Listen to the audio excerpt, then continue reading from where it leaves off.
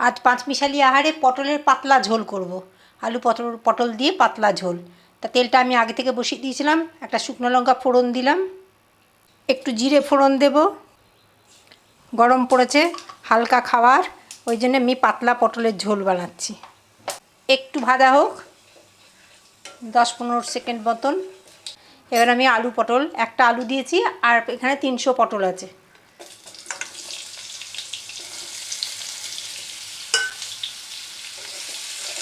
সব দিয়ে আমি ভেজে নেব।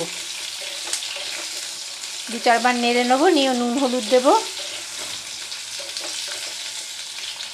গ্যাসের ফ্লেমটা মিডিয়াম করা আছে। এবার হলুদ দেব,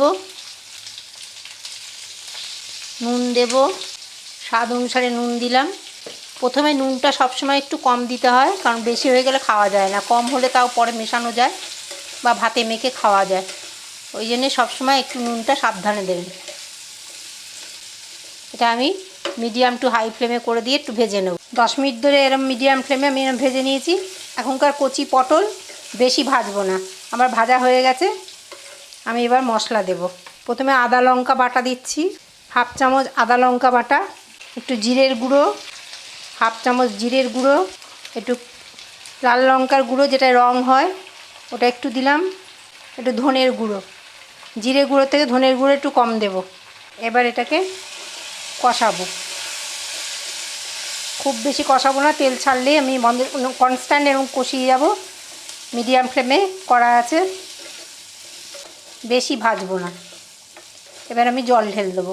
দেখুন 4-5 বার আমি নেড়েছি, এবার আমি জল ঢেলে দেবো।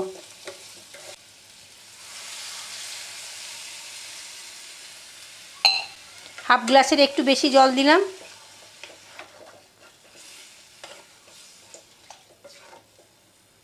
এবার আমি ঢাকা দিয়ে দেবো, ফুটে উঠলে ঢাকা দেব। দেখুন ফুটে গেছে, এবার আমি গ্যাসটা কমিয়ে দিলাম, ঢাকা দিয়ে দিলাম। 10 মিনিট এরকম ঢাকা দেবো। না টমেটো দিয়েছি না অন্য কিছু মশলা দিয়েছি, প্লেন সিম্পল ঝোল এটা আর কি। এইভাবে 10 মিনিট পর আমি আসছি, মাঝে 2 বার আমি নেড়ে দেবো।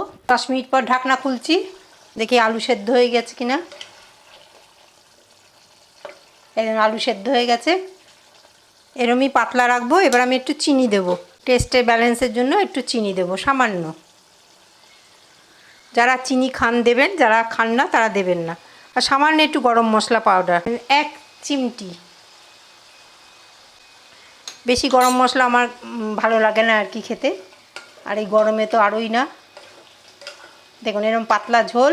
রেসিপিটা যদি ভালো লাগে লাইক শেয়ার সাবস্ক্রাইব করবেন। যারা নতুন আছেন তারা সাবস্ক্রাইব করবে ও পাশে থাকবেন।